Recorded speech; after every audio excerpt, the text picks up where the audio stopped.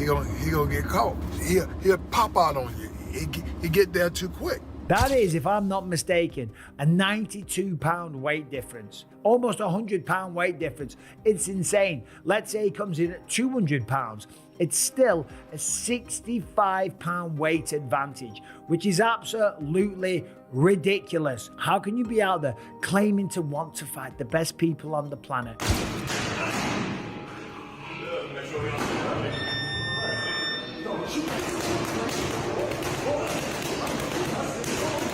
Several seasoned boxing analysts have cautioned. Several top boxing analysts are sounding the alarm for Jake Paul. They warn that stepping in with Gervonta "Tank" Davis could be a huge mistake. Recent training clips show Tank punching with insane speed, precision, and explosive power. Experts say this isn't just about size. Paul needs to respect Davis as a real fighter, not just a YouTuber's challenge. From the footage, Davis looks razor-sharp, dangerous, and fully capable of trapping his opponents. If Paul underestimates him, it could end badly.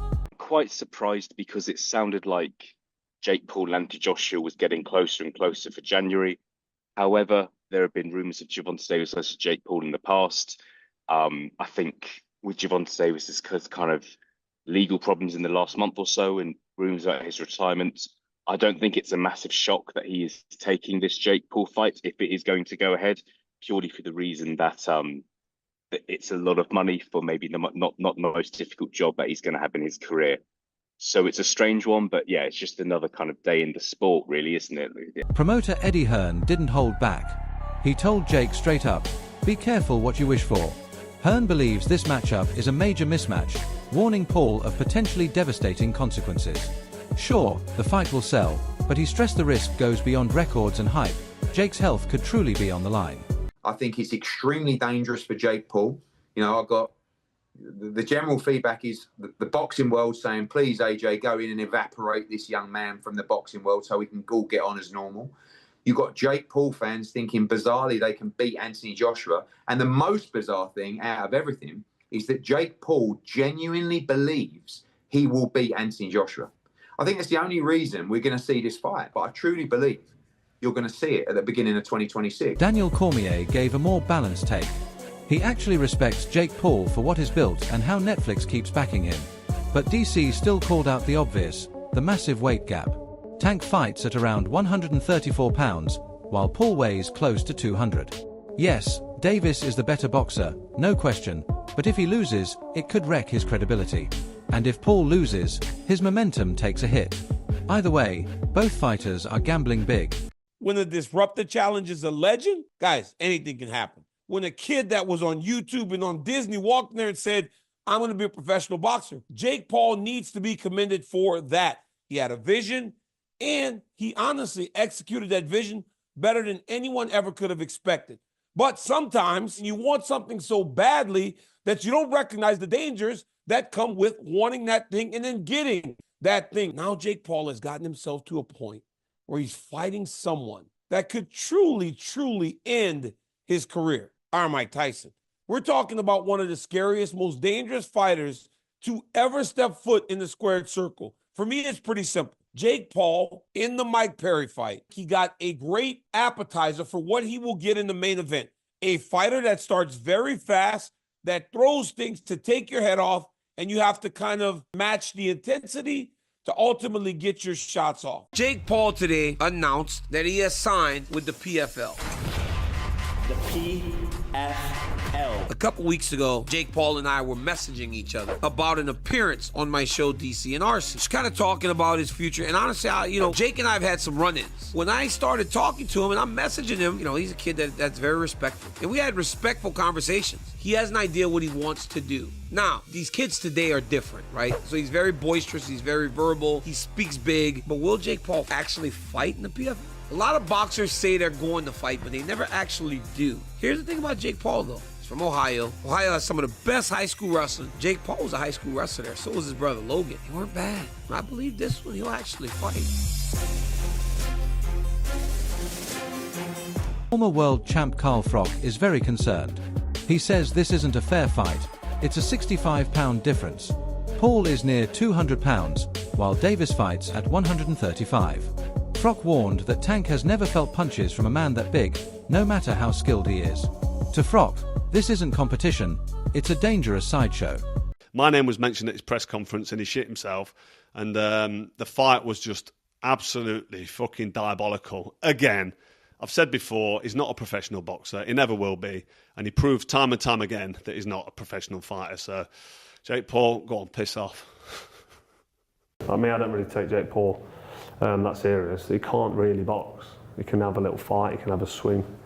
He swings away, he stands up straight and he throws punches, but it's not professional boxing. Because when I watch him box, he's just so much wrong. It's just everything's wrong. It's so bad. He's got leaky defence. He telegraphs his punches.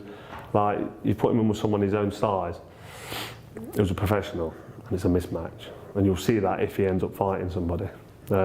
Tommy Fury, bless him, he's a pro boxer, but he's inexperienced. He's got no amateur pedigree. He's a raw novice, or maybe just above the raw novice. I was saying earlier, where would I put him in terms of levels? He'd do well to win a British title.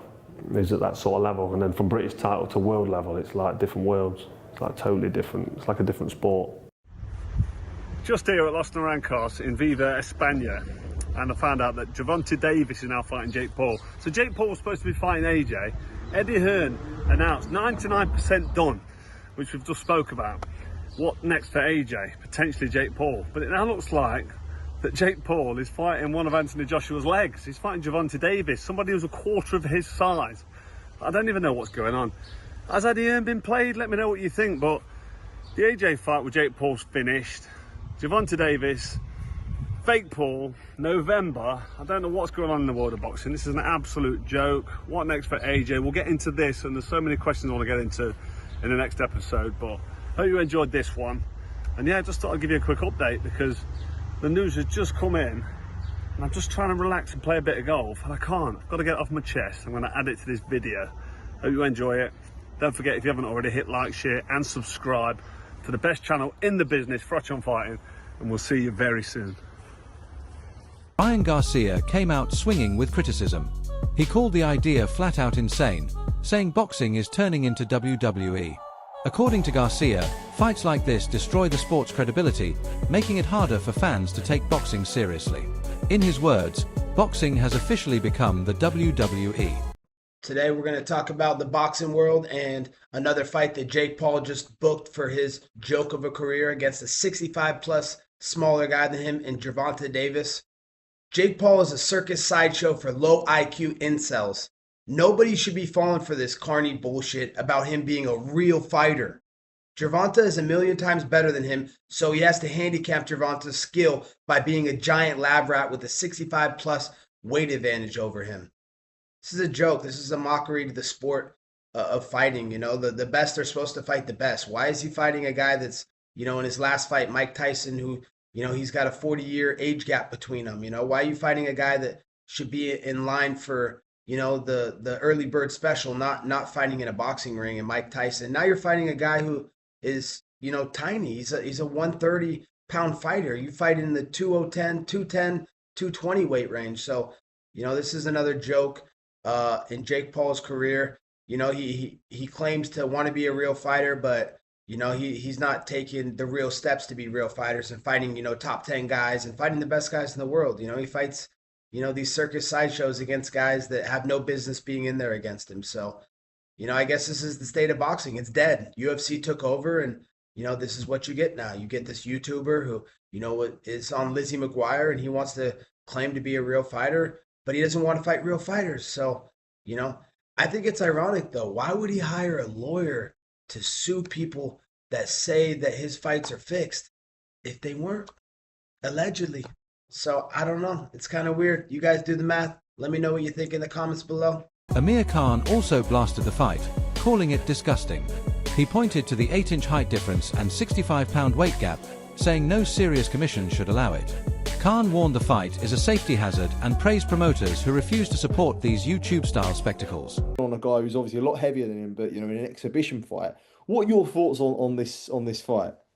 A really bad mismatch, and you know what? Whoever the promoter is and that's agreed Gervonta to fight, and whoever the promoter is to fight for Jake Paul to say fight this little man, I mean, that's wrong, man. I mean, that's just like torturing someone. Yeah, I mean, going in there and hurting someone is just not fair on Davis.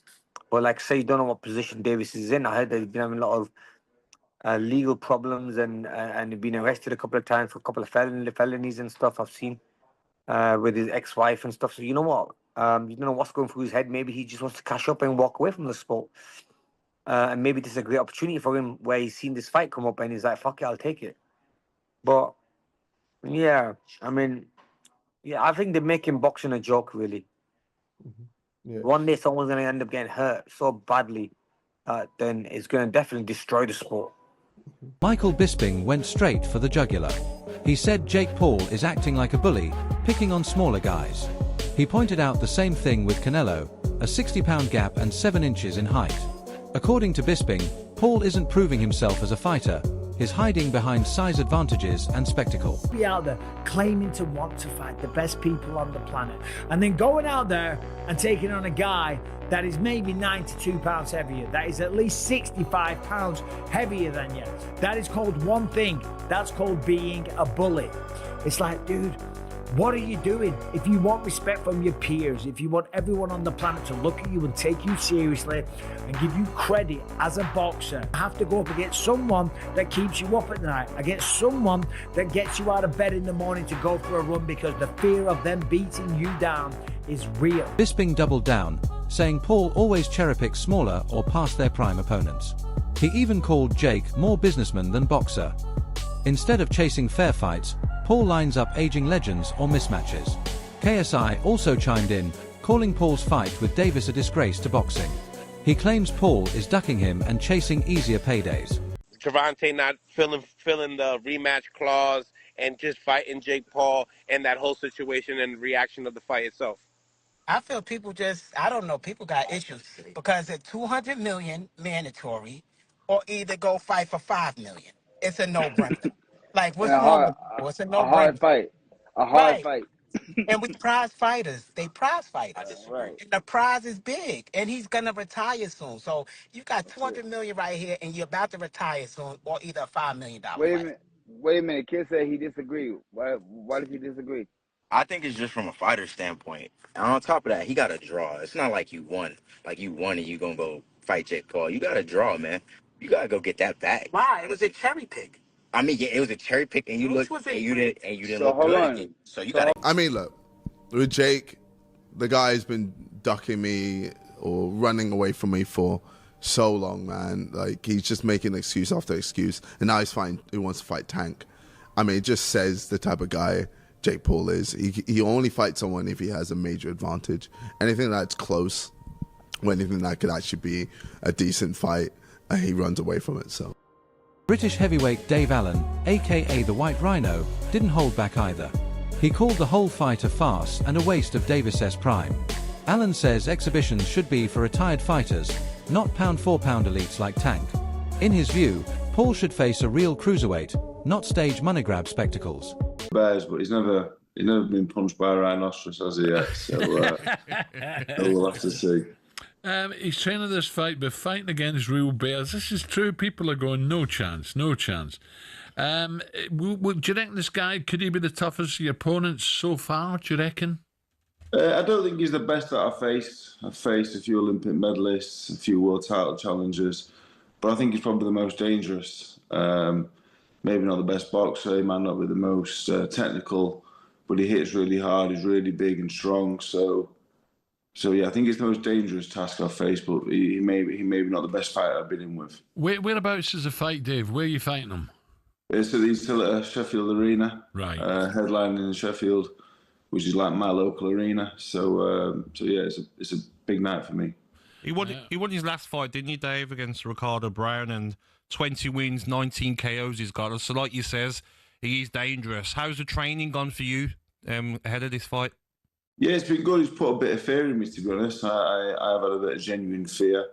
I've been stopped, but I've never been on the canvas ever as a pro or amateur. So, and I'd like to keep it that way, really. Yeah. I'm not on anyone's highlight reel. You see highlight reels of all the fighters I face. I'm not on any of them, and I'd like to keep it that way. So yeah, training has gone up a notch. For the Fisher rematch, I did weigh a little bit heavy, so for this one, if I cut any corners, there's a good chance I'll get beaten. Some critics are calling Tank's decision to fight Jake the biggest duck in boxing history.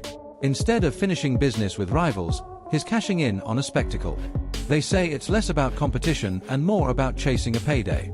With the size gap and circus-style promotion, many fear the sport is being cheapened, with fighters risking real harm for money and exposure. Like the internet, when we give it to you straight, no chase. In sports, Gervonta Davis and Jake Paul have a fight coming up. I ain't even gonna call it a fight, because it ain't. If Jake Paul's involved in it, it's a great acting job. You know Mike Tyson could have just knocked Jake Paul's face into the canvas, but he got paid to pull punches, otherwise he wouldn't have got paid. I'm pretty sure the same is going for Gervonta Davis. It's a quick money grab. Yeah, most of y'all gonna be suckers who tune in. It's just a quick money grab. That's all I'm saying. Ain't gonna be no fight. I don't give a fuck how big Jake Paul is. He can't take one of them little mother tank punches. Yeah, tank move furniture. Move furniture. Catch that motherfucking move furniture. And Jake don't like his furniture move, so he gonna pay him not to hit him again. If you really want to show out Gervonta, sign a contract that you ain't gonna hit him, because if you hit him, you lose all the money. And then whoop that motherfucker's ass, put him to sleep, and get him out the boxing game once and for all. Others go even further, saying boxing itself is dying. They argue the sport has traded true skill and fair competition for celebrity hype and mismatched shows. Instead of celebrating the best fighters in the world, the spotlight now shines on entertainment over excellence. Oh, Jake Paul is fighting Gervonta Tank Davis. Chilaquiles.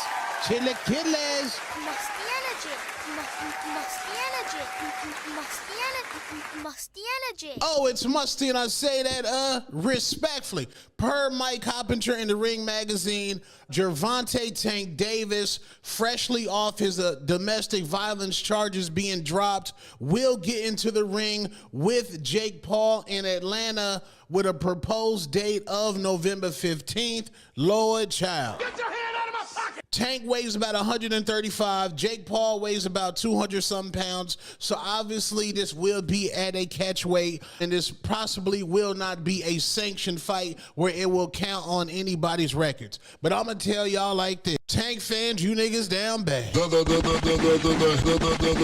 hatred. Musty energy. You niggas is down bad. But what do you think? Should Jake Paul finally step in with someone closer to his size and skill to prove himself? Or is this just where boxing is headed today? Let me know in the comments.